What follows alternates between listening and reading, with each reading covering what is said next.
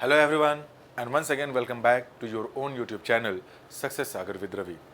As usual, once again in today's video also I am going to discuss some questions based on sentence rearrangement, that is also known as PQRS, and the other topic is cloze test. We are discussing these questions in this particular video. आप ये सोच रहे होंगे कि what about CGL 2021 and CGL 2022, तो आपको मैं बता दूं सीजीएल 2021 के questions have already been discussed and uploaded on the channel. What about CGL 2022, तो सीजीएल 2022 के जो क्वेश्चंस है वो मैं संडे, मंडे, ट्यूसडे को लाइव डिस्कस करता हूँ 9:15 बजे रात को. 9:15 मतलब 9:15 पे रात को. रिकॉर्डेड फॉर्म में सीजीएल 2020, यानी कि हम लोग एक ही साथ एक वीक में क्या क्या डिस्कस कर रहे हैं, सीजीएल 2020, सीजीएल 2021, सीजीएल 2022. तो सीजीएल 2022 और 2020 तो मैं डिस्कस कर ही रहा हूँ, 2021 ऑलरेडी अपलोडेड है, उसको आप देख लीजिएगा. चलें, समय को वेस्ट नहीं करते हैं, क्लास की शुरुआत करते हैं. ये रहा हमारा पहला एग्जाम्पल. इसमें क्या दिया है, sentences of a paragraph are given below in jumbled order. Jumbled order का मतलब ये होता है आगे पीछे करके दिया है, not in a proper sequence. Arrange the sentences in the right order to form a meaningful and coherent paragraph. यानी कि इनको एक प्रॉपर पैराग्राफ का रूप देने के लिए पढ़िए और जो भी इसके सीक्वेंस इसका जो भी है उसको पता करिए कि सही सीक्वेंस क्या होगा. तो पढ़ते हैं इसे. एक काम करता हूँ, पहले मैं ही इसे पूरा पढ़ देता हूँ ताकि बाद में जोड़ना इसे थोड़ा आसान हो जाएगा. यहाँ दिया हुआ है which ever. Which ever word का मतलब तो प्रोनाउन ही है. अगर प्रोनाउन पहले आ गया, जाहिर सी बात है कि सबसे पहले हमें उसका नाउन ढूंढना पड़ेगा. तो यानी सेंटेंस की शुरुआत ए से नहीं हो सकती, ये गलत है. बी देखते हैं. They agreed to put the point to test. अब ये दे फिर से प्रोनाउन है, तो इन जनरल अगर हमने कहीं कोई प्रोनाउन यूज़ किया है तो हमें उसका नाउन यूज़ करना चाहिए. तो बी भी सेंटेंस का पहला सेंटेंस नहीं हो सकता इस पैराग्राफ का, यानी कुल मिला के सेंटेंस की जो शुरुआत है वो सी से ही होगी. सी देखते हैं क्या है. A dispute. वंस एक एडवर्ब है, एडवर्ब ऑफ फ्रीक्वेंसी. एक बार की बात है कि एक विवाद. अरोज. अरोज किसका सेकेंड, आई थिंक ये सेकेंड फॉर्म है. किसका? अराइज का. अराइज का मतलब होता है प्रकट होना, सामने आ जाना. सेकेंड फॉर्म होता है इसका अरोज. थर्ड फॉर्म इसका होता है अराइज. ठीक है ना. अच्छा, इसी से मिलता जुलता एक वर्ब और है राइज, उगना, उठना, बढ़ना. इसका मतलब है दोनों के दोनों ही इंट्रांसिटिव वर्ब्स है. राइज, रोज सेकेंड फॉर्म, और लास्ट वाला बन जाएगा राइजन. आप नोटिस करेंगे राइजन में राइजन है, राइजन में अ लगा देने से अराइजन, रोज में अ लगा देने से अरोज, राइज में अ लगा देने से अराइज बन गया. तो ये दिया है एक डिस्प्यूट शुरू हो गया. किसके किसके बीच में? बिटवीन एक प्रेपोजिशन है, between the wind and the sun. Between के साथ एंड कंजंक्शन यूज करते हैं. मतलब कि हवा और सूर्य के बीच में एक बार डिस्प्यूट, एक विवाद उत्पन्न हो गया. किस बात को लेके? ये निर्णय लेने के लिए, ये डिसाइड करने के लिए कि which was the stronger of the two. उन दोनों में से स्ट्रॉन्गर कौन सा है. आप ये सोच रहे होंगे कि स्ट्रॉन्गर है तो ये कंपैरेटिव के साथ द क्यों लगा. देखिए होता क्या, जब कभी भी हम सिलेक्शन की बात करते हैं दो में से किसी एक की, तो कंपैरेटिव डिग्री तो होगी ही, लेकिन वहाँ पे सिलेक्शन चॉइस की बात हो रही है, इसलिए उस कंपैरेटिव के पहले हम आर्टिकल द का यूज़ करते हैं. सेंटेंस बिल्कुल सही है. यानी कि पूरे का मतलब सेंटेंस यह निकला, एक बार एक विवाद उत्पन्न हो गया हवा और सूर्य के बीच में इस बात को डिसाइड करने में कि उन दोनों में से ज़्यादा ताकतवर कौन है. तो सी से ही होगा. अब सी के बाद क्या लगाना है, या तो डी या तो बी, इन दोनों में से कोई एक लगाना है. चेक करते हैं क्या करते हैं.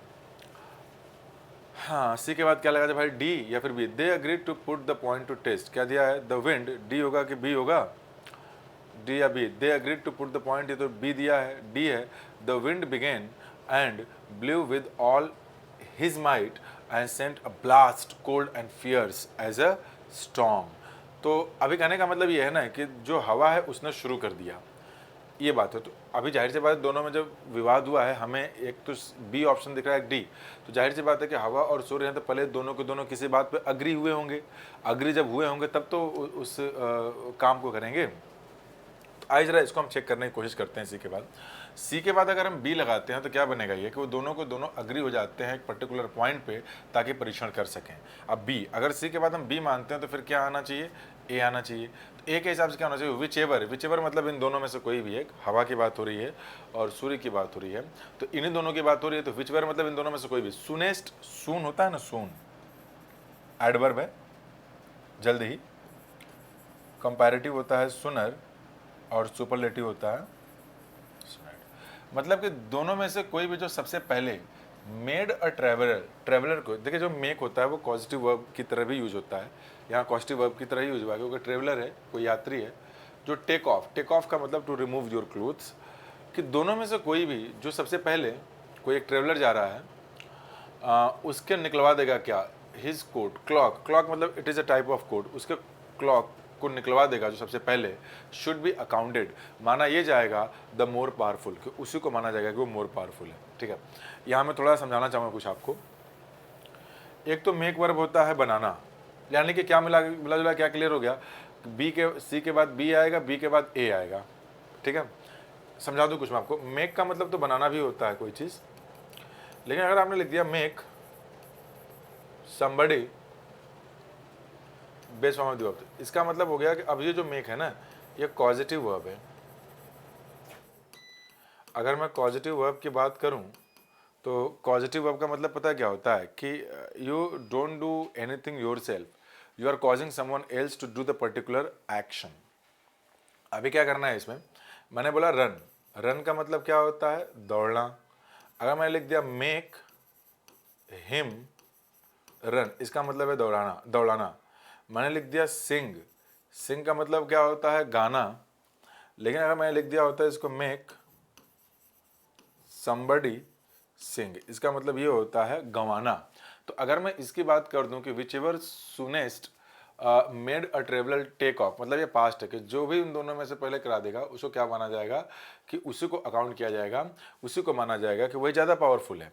तो अब तो ये हो ही गया आपका ए, ए के बाद क्या बन जाएगा डी, द विंड बिगेन, तो ए होते ही जो विंड ने क्या शुरू कर दिया, and blew with all his might, ये विंड क्योंकि ताकतवर है इसलिए इसको यहाँ पे हिज मान लिया गया, ही फैमिली में रखा गया। अब बहुत तेजी से उसने बहना शुरू किया, चलना शुरू कर दिया, हवा अपने आप को चलाना शुरू कर दिया, और क्या क्या भेजता है, स्टॉर्म, तूफान के रूप में एक बहुत ही बड़ा ब्लास्ट, ठंडी हवा और फियर्स, इन चीज़ों को भेजना शुरू करता है। जाहिर सी बात है, ठंड लगेगी तो पहन लेगा। तो अब हालांकि इसके आगे का तो पता ही होगा आप लोगों को कि जब हवा तेज चलने लगी, ठंड लगने लगा, उसको तो कोट को निकालेगा नहीं बल्कि वो पहन लेगा।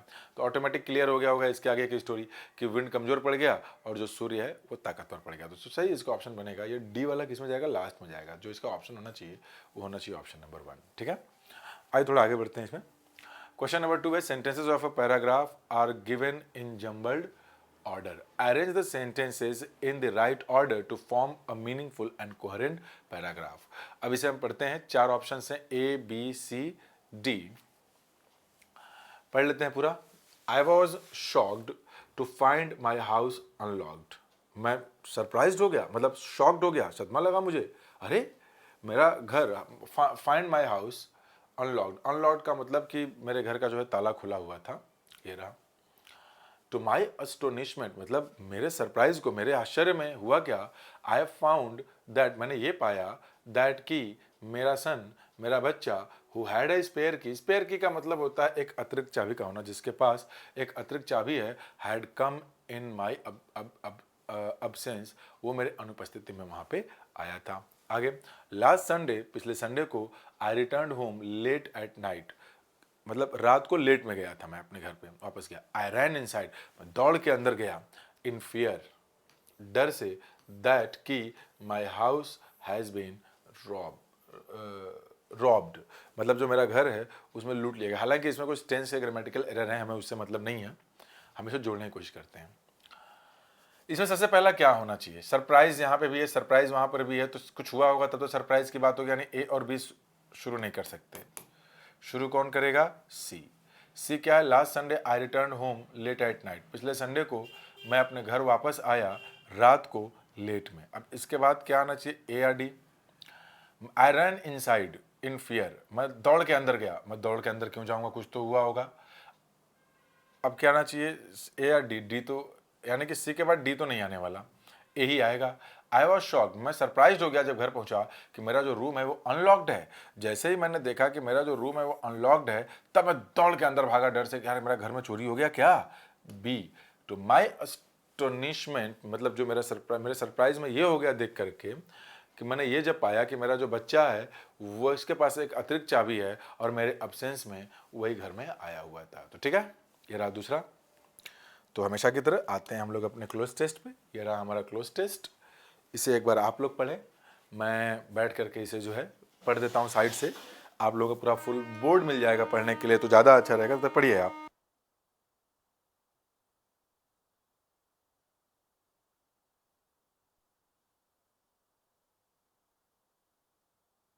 देखिए यहाँ क्या लिखा हुआ है, एवरीथिंग इन भूटान। अब बात क्या हो रही है, आप भी देख लीजिएगा। इन भूटान, भूटान में हर एक चीज़ है ना इज़ केमिकल फ्री, मतलब भूटान में जो भी चीज़ें हैं वो केमिकल फ्री हैं। केमिकल फ्री का मतलब ये है कि उनके उत्पादन में रासायनिक पदार्थों का यूज़ नहीं किया गया है। अच्छा, आप लोगों ने एक टर्म सुना होगा, गांव वगैरह से अगर बिलोंग करते होंगे तो, कि एक होती है ऑर्गेनिक फार्मिंग। ऑर्गेनिक फार्मिंग क्या होती है कि ज़मीन का एक ऐसा लैंड जिसमें बहुत लंबे समय तक हम लोगों ने या किसान ने जो है कि केमिकल का यूज़ नहीं किया है। गाय का गोबर हो गया या फिर जो सड़े गले पेड़ पौधे की पत्तियां होंगी उनको यूज़ करके खाद बना करके काम किया गया। तो ऑर्गेनिक खेती में ये होता है, उसके अनाज भी महंगे मिलते हैं आपको, क्योंकि उसमें वो कम कम उगता है और लंबा समय लग जाता है उसको उगाने में। तो यही बोला गया यहाँ पे कि जो भूटान है उसमें हर एक चीज़ केमिकल फ्री है। केमिकल फ्री का मतलब ये निकल गया कि वहाँ पे कुछ भी जो कि केमिकल का यूज़ किया ही नहीं गया। ऑल फ्रूट्स, सारे के सारे फल एंड वेजिटेबल्स, फल और वेजिटेबल्स जितने भी हैं वहाँ पे, इसका कलर चेंज कर लेता हूँ थोड़ा सा, आर। अब देखिए आर अगर लग गया है तो इसके बाद अगर कोई वर्ब आएगा तो थर्ड फॉर्म में आएगा या फिर आईएनजी फॉर्म में आएगा। तो ये फर्स्ट फॉर्म में आएगा नहीं, फर्स्ट फॉर्म आएगा नहीं, सेकेंड फॉर्म आएगा नहीं, ये आएगा। अगर आप थर्ड फॉर्म यूज़ कर रहे हैं तो इसका मतलब क्या निकलेगा कि ये पैसिव वॉइस है। अगर पैसिव वॉइस है तो इसका ये मतलब है कि जो ये सब्जेक्ट है यहाँ पर, ये वाला ऑल फ्रूट्स एंड वेजिटेबल्स, ये रिसीवर है। तो ग्रो का मतलब पैसिव अगर यूज़ किया गया इसका मतलब है उगाना। हालांकि ग्रो की अगर बात की जाए तो ये ट्रांसिटिव इंट्रांसिटिव दोनों है। इसका मतलब उगना भी होता है और उगाना भी होता है। तो पैसिव बना है तो जाहिर सी बात है ट्रांसिटिव वाला रहा होगा, उगाना वाला सेंस। तो जितने भी फ्रूट्स हैं वहाँ पे सारे के सारे जो वेजिटेबल्स हैं आर ग्रोन, उनको उगाया जाता है ऑर्गेनिकली। ऑर्गेनिकली इसका क्या मतलब बन जाएगा आपका, इसका मतलब ये निकल जाएगा कि ऑर्गेनिक स्टाइल में सारे काम किए जाते हैं, यानी उनको उगाने में केमिकल का यूज़ नहीं किया जाता है। सो एक रिजल्ट है, रिजल्ट के बाद वॉट एवर, जो भी चीज़ यू बाई, ये जो बाई वर्ब है ना इसका ऑब्जेक्ट ये है, और ये जो वॉट एवर है ये इसका सब्जेक्ट है। यानी जो भी चीज़ आप खरीदते हैं वो चीज़ है, वो क्या है, इज़। हाँ देखिए नियर बाई, नियर बाई का मतलब क्या, ये स्पेस डिस्टेंस को शो करता है पास ही में। नियरली का मतलब होता है ये कंप्लीटनेस को शो करने के लिए यूज़ करते हैं, इसका मतलब होता है ऑलमोस्ट। यहाँ अगर आप क्लोजली देखें तो in a close manner, in a close manner या फिर क्लोजली रिलेटेड भी होता है कोई चीज़। लोकली का मतलब होता है रिलेटेड टू प्लेस।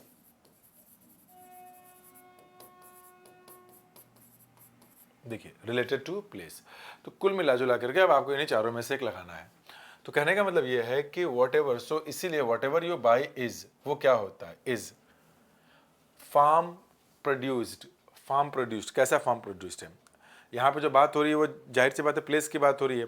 जब प्लेस की बात हो रही है तो लोकली मतलब लोकल लेवल पे, स्थानीय स्तर पे, इसका मतलब जो निकलेगा वो निकलेगा स्थानीय स्तर पे। Locally farm produced as the, एक काम करते हैं थोड़ा आगे आते हैं, यहाँ वाले में क्या था, vegetables are grown,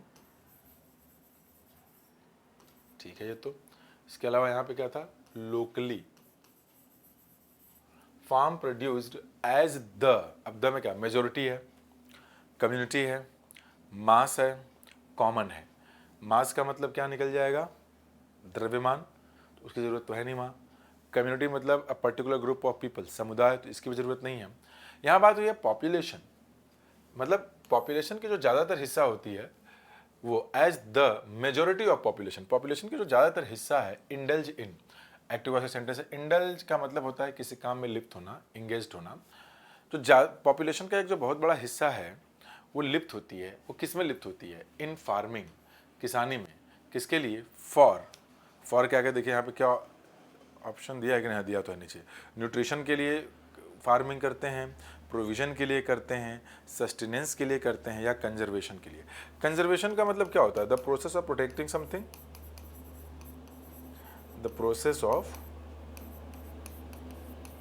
protecting something, जिसे हम लोग संरक्षण कहते हैं। सस्टेनेंस का मतलब होता है, आप कह सकते हैं जीविका, या इसे इंग्लिश में लिख देते हैं